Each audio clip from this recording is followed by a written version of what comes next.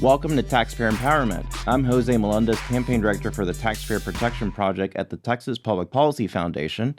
Today we're joined by one of the nation's leading voices on housing affordability policy, Alex Horowitz. Is the Project Director for Housing Policy at Pew, where he studies how state and local housing policies shape affordability, homelessness, and access to stable housing. Alex, welcome to the show. Hey, great to be here. Thanks for hosting. Absolutely. So let's jump right in. Housing affordability, as you know, is dominating policy conversations around the country. And so Pew's research shows that, this housing shortage that we have on hand is not just about rising rents, but decades of policy decisions that really constrain the supply and eliminate a lot of the low-cost housing available. So, if you will, can you walk us through how states and cities, unintentionally created today's crisis, and why has the problem become so acute over the last 10 to 20 years? Sure, it's a great question. And we can absolutely see that housing today is more expensive than it used to be. This is not just a situation where things have always been like this, but it kind of feels bad. Things are actually worse than they used to be. Housing was not this expensive in the past. Historically, median home price has been about 3.5 years of median income. Today, it's 5 years of median income. That means that people just have to work more to become a homeowner. Rents are much higher than they've been historically. So usually about a quarter of renters spend more than 30% of income on rents. Today, it's half of renters spending more than 30% of income on rent. And the reason really is the shortage. There simply are not enough homes. And that's gotten much worse in the last 15 years or so, because our rate of housing production is much lower than it was per capita in the past. So each available home gets bid up. Regulatory barriers are the main reason why. So one of Pew's most striking bits of research is how governments have dismantled a lot of America's, low-cost housing options, particularly single-room occupancy housing, so SROs, if you will. If you could take a moment to tell us, what were SROs, what did they serve, and what policy choices led to their near elimination? So throughout American history, people have had a lot of choices in how they wanted to live. And go back in time, the vice president, while serving as vice president, used to live in a hotel room near the White House. People lived in hotels, they lived in single-family houses, apartment buildings, they lived in apartments above stores on main streets. But over time, we saw more and more rules get layered on. New York City in 1950, had about a tenth of its rental housing stock was SROs. So people essentially rented a room. That could be in an apartment building that was converted to individual rooms, like a dorm, or it could be in individual homes where they would rent a room and these were boarding houses. Well, 1955, New York City becomes the first big city to ban the creation of new SROs. At the time, there were some people who sincerely wanted residents to have better homes because the conditions weren't great. And there were others who didn't want low-income residents living near them. And so we ended up with a situation where the city went ahead and banned the type of housing that made up a tenth of its rental housing stock. Well, people couldn't afford anything better. Throughout the 1900s, you could rent an SRO in an individual room, usually with a bathroom down the hall, maybe a kitchen down the hall. And it was small and the quality wasn't great, kind of dingy often. But in today's dollars, you could get a room for about $100 to $300 a month. That is an unimaginable price point today, but it was common back then. And nothing replaced that housing. Other cities followed suit. They made their zoning codes more restrictive. They made their building codes more restrictive. And landlords couldn't afford the upgrades that were required by cities because their tenants couldn't afford to pay more in rent. And there weren't subsidies available. So this type of housing really went away pretty quickly. We lost about 1 million units in the 1970s. We started the 1970s with almost no homelessness in the US. We ended the 1970s with quite a lot of it. And the overregulation that drove out this housing is the main reason why. Yeah, let's dive deeper into that. So, how does the loss of these SROs push people into homelessness? And really, why is it so hard to replace this type of housing? So the new laws outright prohibited it in some cases, Mhm. like in New York City. And in other places, these mandates started creeping in. You have to have a parking spot, for example, for every unit, or you have to have a minimum unit size that's at least 200 square feet, 300 square feet. Well, SROs were usually smaller than that. Maybe your fire codes have to be raised, and we want people to be safe. Uh, and the right way to do that is to figure out what's feasible and what really keeps people safe. And so it was just one requirement after another got layered on until landlords couldn't profitably operate these buildings anymore at the rents that tenants could afford to pay. There was a survey of residents moving into a homeless shelter in New York City in 1980.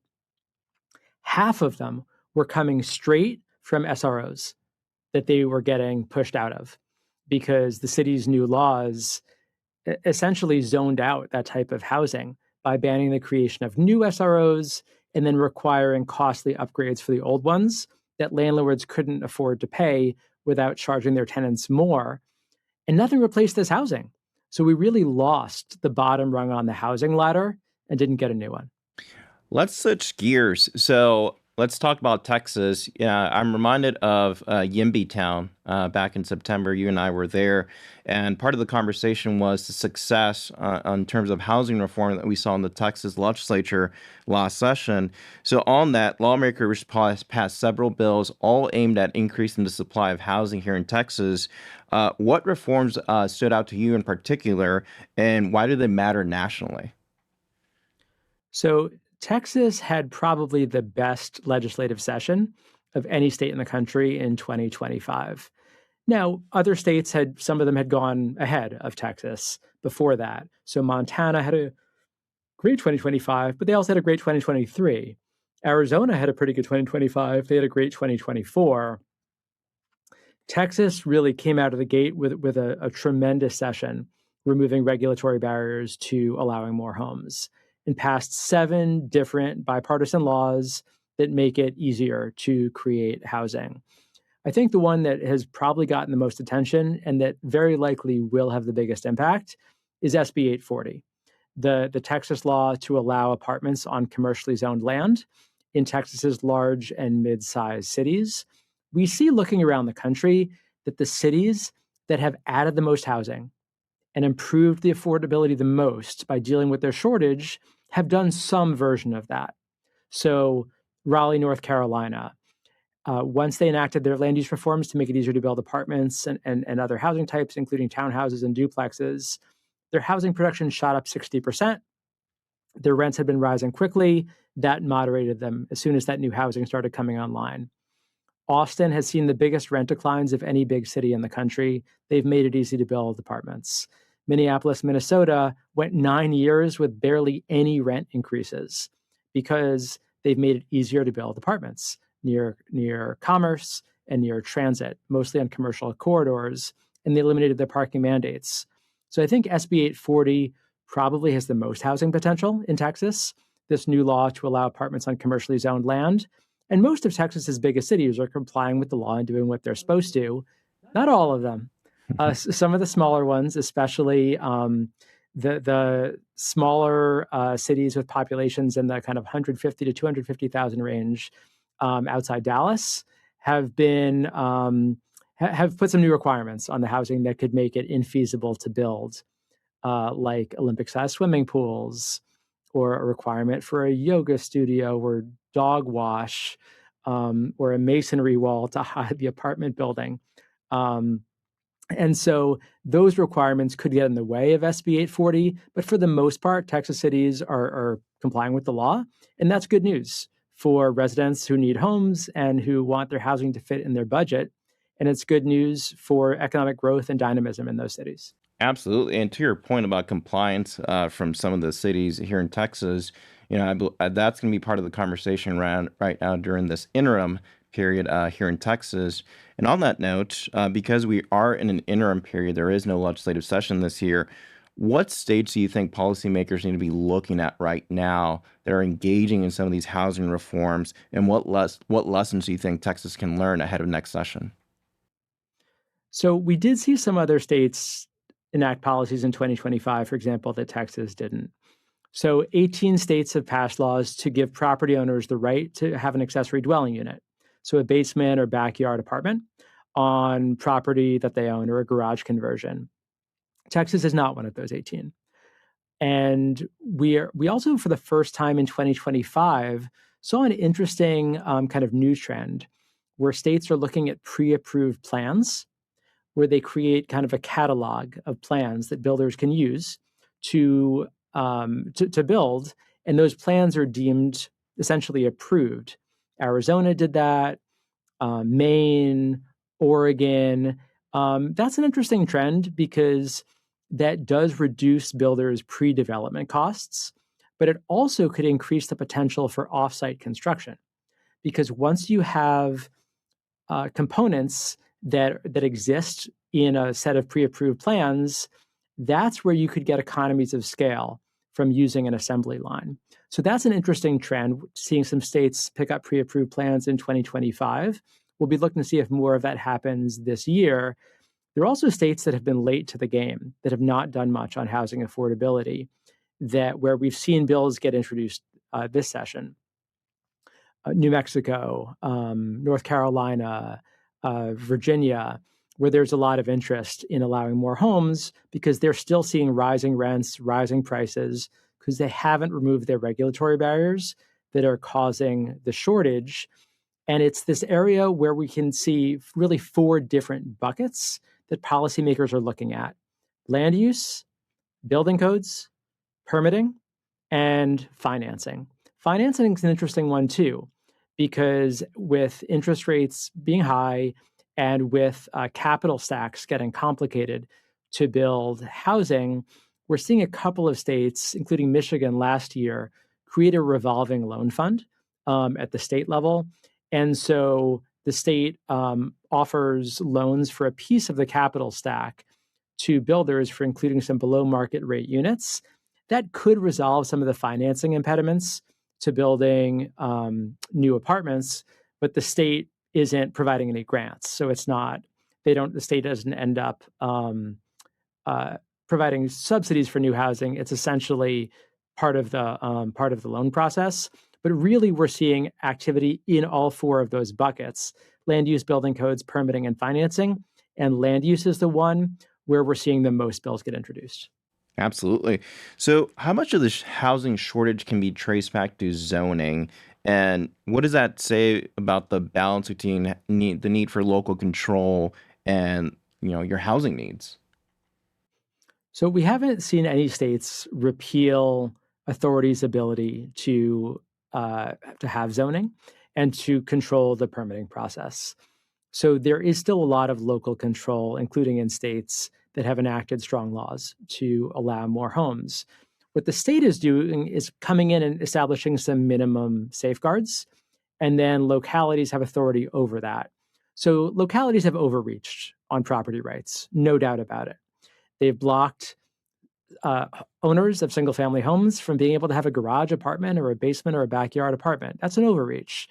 They've required people to buy 2 acres of land if they want to have a home in a community. Not everybody wants to spend Saturday mowing the lawn.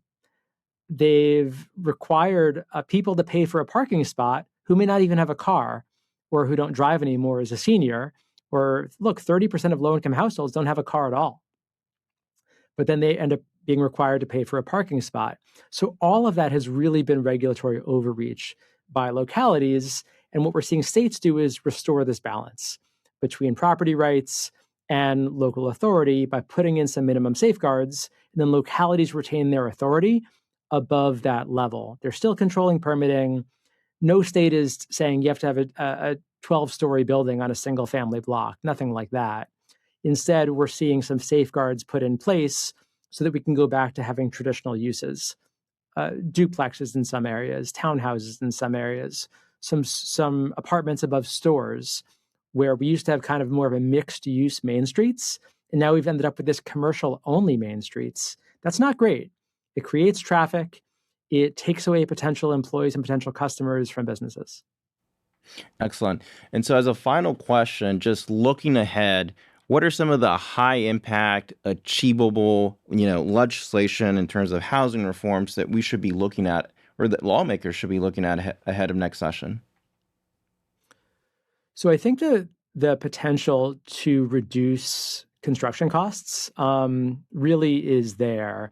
And we've sometimes treated construction as a tech problem with offsite construction, modular housing, and it's mostly a regulatory problem where regulatory barriers are getting in the way of being able to build offsite because of difficult permitting and difficult inspections. SB 785, the session in Texas, was a step forward to allow manufactured housing to be used in more places. And with the idea of having pre-approved plans be more readily available, that could be a real step in the right direction, both in reducing builders' soft costs, their pre-construction costs, but also in enabling more offsite construction.